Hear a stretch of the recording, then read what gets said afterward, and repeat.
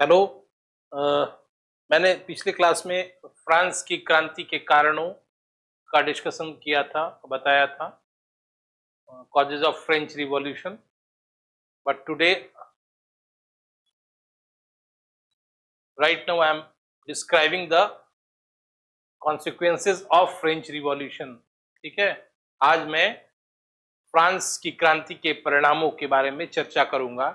तो सबसे पहली बात जो मेरा कहना है, मेंस के एग्जाम में सबसे बड़ी प्रॉब्लम क्या होती है कि बाहर पे या एग्जाम में लिखने से पहले हमें हमारे पास बहुत सारे पॉइंट्स होते हैं जो हमें याद होते हैं, लेकिन उस समय साइको प्रॉब्लम क्या आता है कि कुछ पॉइंट्स हमारे दिमाग से निकल जाते हैं और आदमी बाद में वो याद पड़ता है, लेकिन उस समय एट द टाइम हम लोग नहीं रिकॉल कर पाते हैं, तो जिससे सारे पॉइंट्स हम नहीं डाल पाते। तो कोशिश हमारी ये होनी चाहिए, मेरा अपना पर्सनल एक्सपीरियंस है और इसी आधार पे मैं आपको सजेस्ट कर रहा हूं कि क्वेश्चन स्टार्ट करने से पहले एक पॉइंट का क्या आपके पास लिस्ट है, उसे कोशिश करना चाहिए, नोट कर लीजिए। नहीं भी कर पाए तो कम से कम कहीं एक खाका बना लीजिए कि आपको क्या क्या बातें लिखनी है। जैसे इस वाले टॉपिक में ये विशेष लागू होता है क्योंकि इसमें बहुत सारे पॉइंट्स हैं और पॉइंटों की भरमार है। तो मेरा यहाँ पढ़ाने का तरीका, मतलब पढ़ाने का भी मेरा उद्देश्य ये है कि पहले मैं सारे पॉइंट्स को लिख लूंगा और उन्हीं पॉइंट्स को मैं आपको डिस्कशन कर दूंगा, क्योंकि पढ़ाते समय भी कभी कभी क्या होता है, कुछ पॉइंट्स दिमाग से निकल गया और आपको वो चीज मैं नहीं बता पाया, जबकि ओवरऑल आंसर के लिए, गुड आंसर के लिए, गुड मार्क्स के लिए सारे पॉइंट्स आपके एक साथ होने चाहिए और उन सारे पॉइंट्सों का अगर आपने डील कर दिया है तो फुल मार्क्स आता है क्वेश्चन। इसलिए मेरा पहला प्रयास है उस पॉइंट्स को जोट डाउन कर देना, लिख देना, ताकि आप उसी पॉइंट के इर्द गिर्द अपने आंसर राइटिंग को लिमिटेड रखिएगा। ज्यादा आंसर आपका स्कैटर्ड नहीं होगा, इसलिए भी पॉइंट का फ्रेमिंग पहले जरूरी है, जिसको हम लोग आंसर फॉर्मेट के और आंसर फॉर्मेटिंग भी कह सकते हैं। ठीक है, तो कभी भी फ्रांस की क्रांति का परिणाम आए, इन पॉइंट्स को आप हमेशा दिमाग में एक शॉर्ट नोट्स टाइप का हमेशा याद रखिएगा। जैसे पहला पॉइंट है,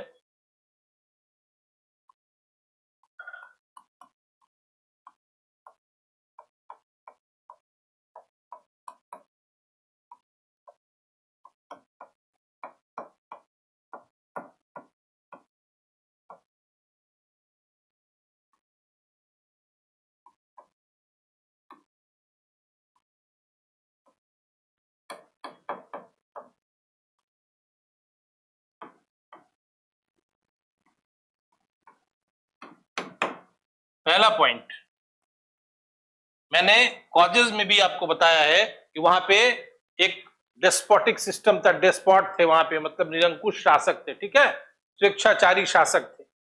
पहला पॉइंट होगा फ्रांस की क्रांति के परिणाम का पहला, एंड ऑफ डेस्पॉट मोनार्की, मतलब स्वेच्छाचारी निरंकुश शासन का अंत।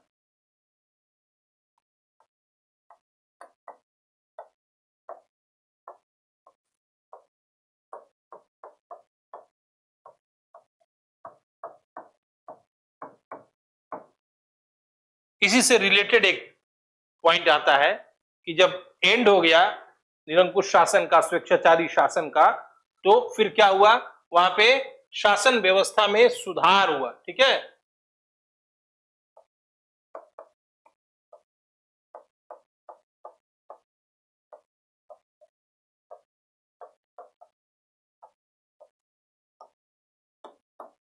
अभी मैं फिर से सारे पॉइंट्स को लिखने के बाद एक एक पॉइंट्स को मैं आपको डील करूंगा।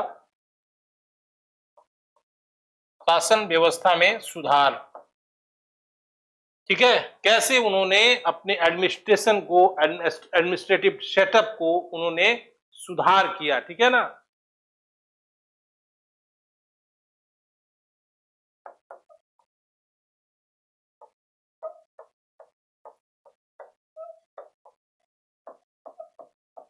तीसरा पॉइंट होगा प्रगतिशील राष्ट्रीयता का विकास।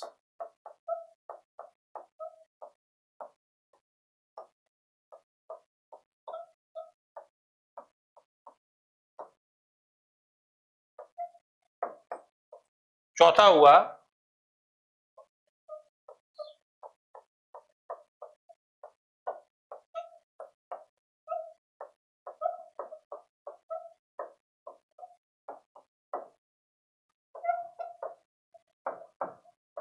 Formation of secular state. ठीक है,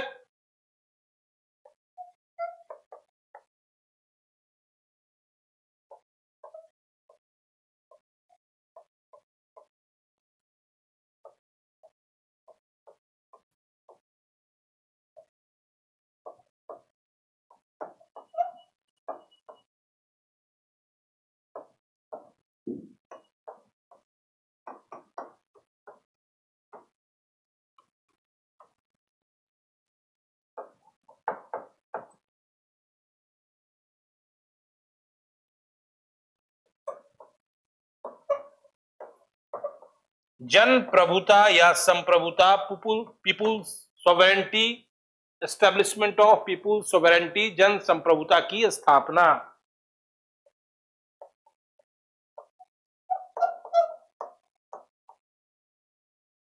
पहले डिस्कशन कर लें इन पॉइंट्स को, फिर जगह नहीं है, फिर मैं नेक्स्ट पॉइंट्स को लिखता हूं। जैसे 7th पॉइंट हो जाएगा ए लिटिल बिट।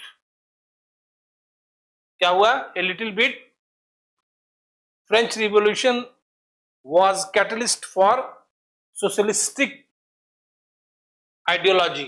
माना जाता है कि थोड़ा बहुत धुंधले रूप में समाजवादी विचारों के उदय का कारण क्या है? फ्रांस की क्रांति। तो क्या लिख देंगे? समाजवादी विचारधारा या विचार के उदय का कारक।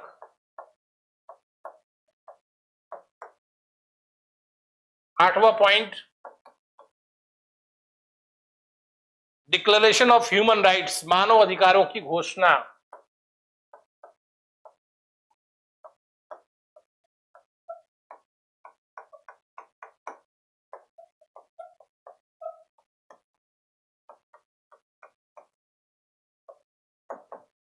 और राइज ऑफ नेपोलियन, नेपोलियन का उदय।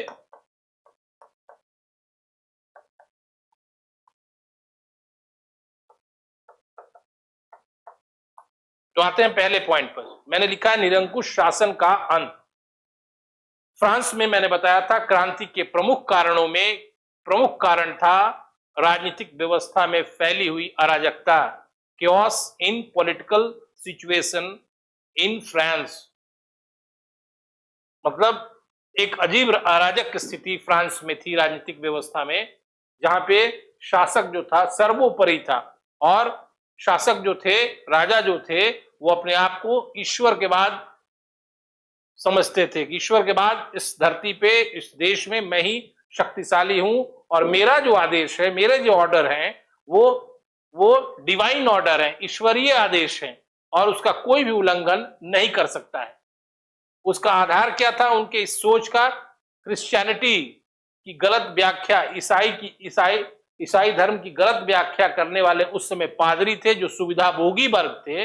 उन्होंने राजाओं से सुविधा प्राप्त करने के लिए राजाओं की इस पोजीशन को और अधिक ऊंचा करना शुरू किया, क्योंकि वो राजा से डायरेक्टली लाभान्वित होते थे।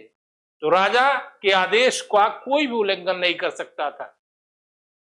तो जो भी राजा थे फ्रांस के, वो अपने आदेश को ईश्वरीय आदेश कहते थे, जिसका उल्लंघन बिल्कुल असंभव था।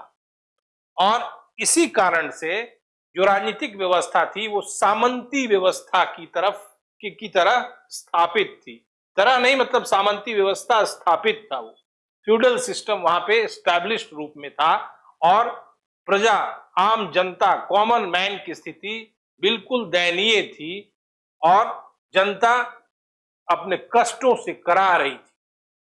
तो फ्रांस की क्रांति के बाद सबसे पहली बार ऐसे शासन व्यवस्था को, डेस्पोटिज्म का अंत किया गया, और एक लोकप्रिय सरकार की स्थापना हुई, जिसमें जन भागीदारी थी, यानी लोक संप्रभुता पर, बेस्ड ऑन पीपुल्स सोवरेनिटी पर फ्रांस में एक सत्ता स्थापित हुई, जिसको जिसमें किसी भी व्यक्ति को विशेषाधिकार नहीं था। राजा का जो असीमित अधिकार था, अनलिमिटेड पावर थी, शक्तियां थी, उसका अंत किया फ्रांस की क्रांति ने और एक प्रजा उपयोगी यानी जन सामान्य के हित के लिए एक संस्था बनी और इस संस्था का आधार क्या था?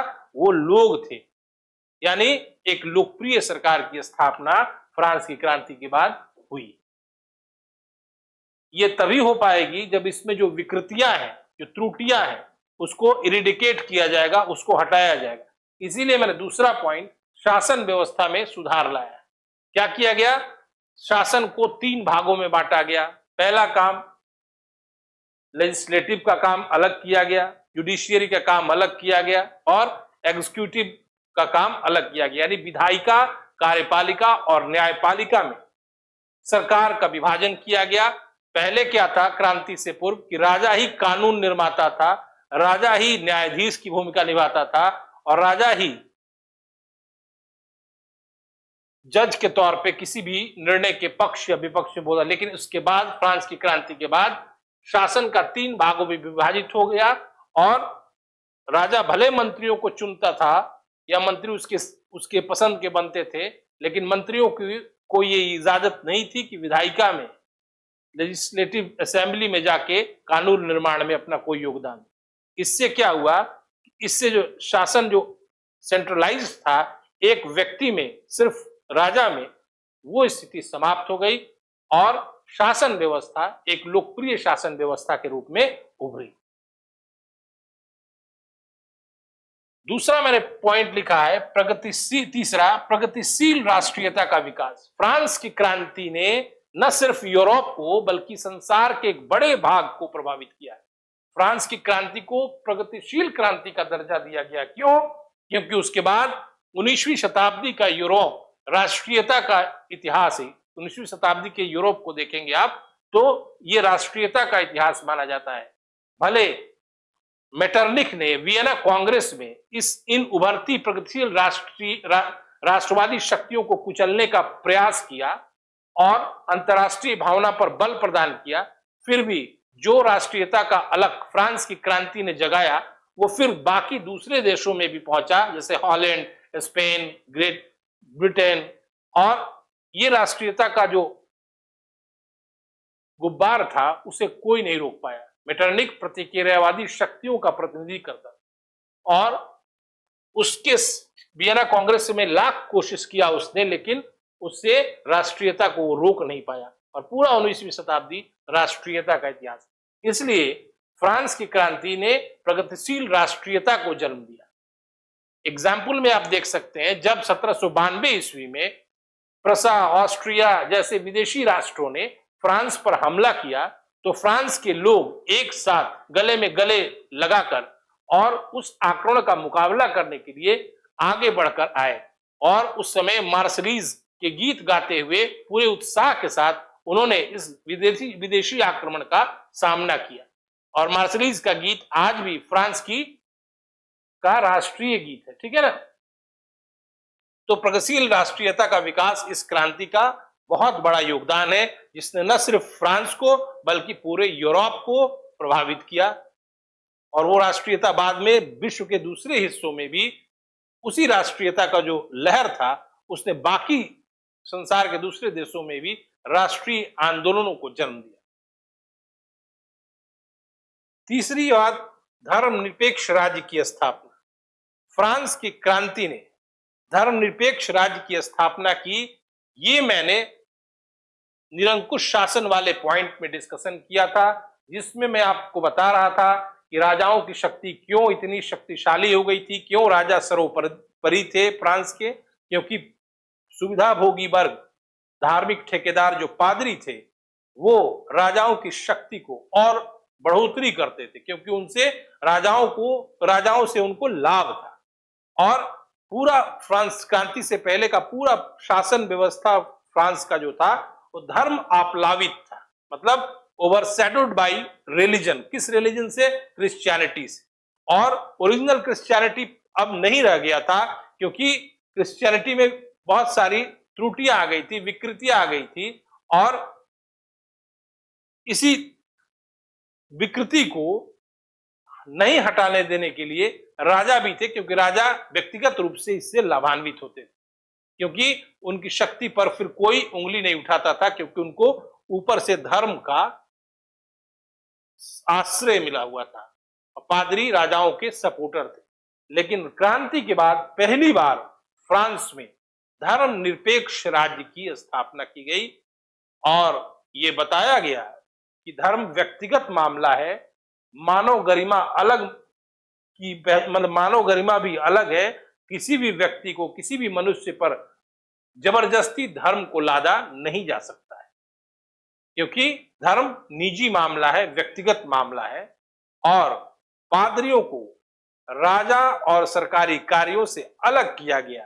पहले क्या होता था, पादरी ही निर्देश करता भी होते थे, निर्देश भी देते थे, लेकिन पादरियों को अब, पादरी यहां तक कि चर्च को कर लगाने का भी अधिकार था, इस अधिकार को भी हटाया गया और पादरियों का निर्वाचन होने लगा। जो पादरी थे उनका निर्वाचन होने लगा और उनको राजकीय कोष से, रॉयल ट्रेजरी से वेतन दिया जाने लगा और राजा या सरकार को धर्म के क्षेत्र से बिल्कुल विमुक्त कर दिया गया और फ्रांस में एक धर्मनिरपेक्ष राष्ट्र की स्थापना हुई। और ये धर्मनिरपेक्षता की जो अलग थी वो बाकी दूसरे यूरोपीय राज्यों में भी बहुत अधिक महत्वपूर्ण हुई, क्योंकि सामने फ्रांस उदाहरण था।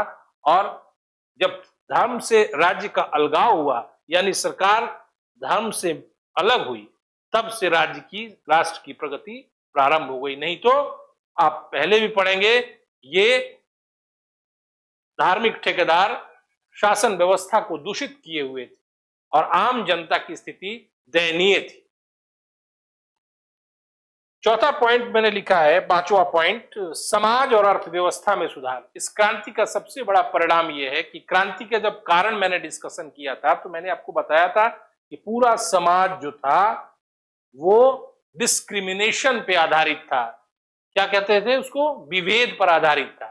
फर्स्ट स्टेट, सेकेंड स्टेट और थर्ड स्टेट में समाज विभाजित था, जिसमें फर्स्ट स्टेट और सेकेंड स्टेट वाले लोग जो थे, यानी पादरी और कुलीन, वो विशेषाधिकार युक्त वर्ग थे, उनको वो प्रिविलेज्ड क्लास पर्सन्स थे। लेकिन बाकी जो थर्ड स्टेट था, यानी सर्वसाधारण वर्ग, वो सुविधा विहीन वर्ग, यानी पूरा सामाजिक फ्रांस का जो समाज था वो डिस्क्रिमिनेशन पे बेस्ड था, असमानता पर आधारित था। और इसी को फ्रांस की क्रांति ने दूर किया और सभी लोगों को एक समान दर्जा दिया गया, सब पर समान करारोपण किया गया, सबको कानून के समक्ष एक जैसी समानता दी गई।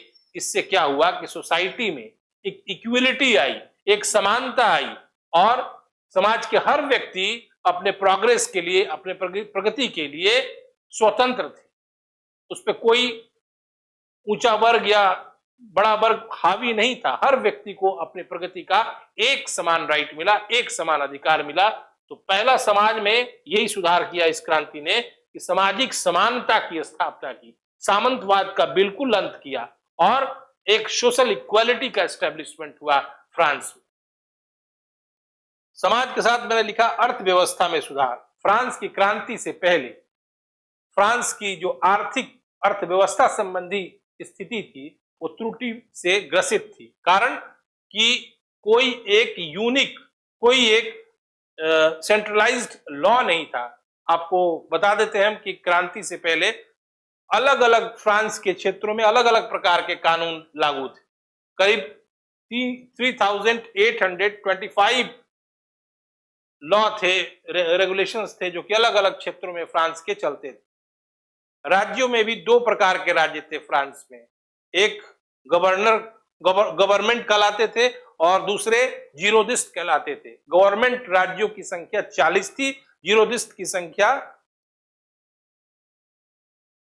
याद नहीं आ रहा, कुछ नंबर्स नहीं याद आ रहा है, बाद में बता देंगे आपको। तो ये गवर्नमेंट वाले जो राज्य थे वो क्या थे? वो प्राचीन जो प्रांत थे फ्रांस के, जो कुलीन वर्ग के द्वारा शासित थे, जो इलीट क्लास के द्वारा गवर्न किए जाते थे, उनमें गवर्नमेंट, उन राज्यों को गवर्नमेंट कहा गया जिनकी संख्या 40 थी। और जीरोदिस जो थे ये शायद 34 थे। ये राज्य भी एक ऐसे प्रकार का राज्य था जिनके गवर्नर शासक के द्वारा चुने जाते थे।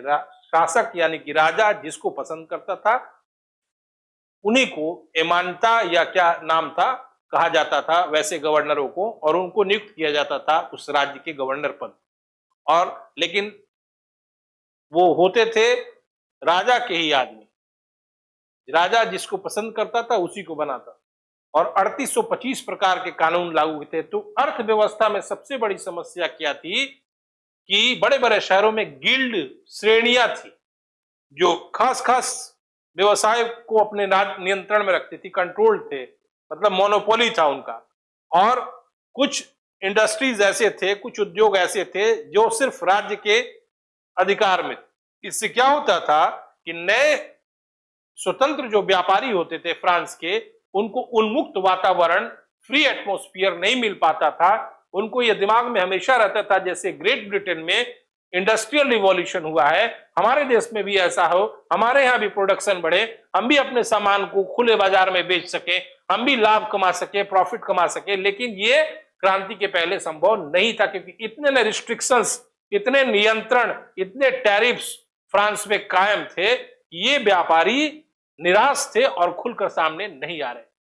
जैसे ही क्रांति हुई, शासन ने सारे रिस्ट्रिक्शंस को हटाया और अब स्थिति ऐसी थी कि उनको न टैरिफ देना पड़ता था और वो खुले बाजार में अपने सामान को बेच सकते थे। और ब्रिटेन के इंडस्ट्रियल रिवॉल्यूशन की तरह यहाँ के व्यापारी भी अपने प्रोडक्शन को बढ़ाकर बाहर भी बेच सकते थे और खुले बाजार में भी बेच सकते थे। ये जो आर्थिक व्यवस्था में सुधार हुआ, इससे फ्रांस के इकोनॉमी को ग्रोथ मिला, एक सपोर्ट मिला, एक स्वस्थ आधार मिला, हेल्दी सपोर्ट मिला, हेल्दी बेस मिला। और उसके बाद फ्रांस की इकोनॉमी जो है कभी डामाडोल नहीं। तो क्रांति ने समाज के साथ साथ आर्थिक क्षेत्र में भी सुधार लाया और जो टैरिफ्स थे उसको हटाया और व्यापारियों को फ्री ट्रेड का मौका दिया, यानी अपने सामान प्रोडक्शन को बढ़ाइए, बेचिए और प्रॉफिट कमाइए। छठा पॉइंट मैंने लिखा है जन प्रभुता की स्थापना। फ्रांस की क्रांति को माना जाता है कि पहली बार इसने जन संप्रभुता, पीपुल सोवरेंटी की स्थापना की, क्योंकि इसका एग्जाम्पल एक घटना से भी दिया जाता है कि बास्तिल के दुर्ग पर जनता के द्वारा कब्जा करना ये इस बात का संकेत है या प्रतीक है कि जनता यदि संगठित होकर जो लक्ष्य हासिल करना चाहती है वो चाहे अगर यूनाइट होके तो वो कर सकती है।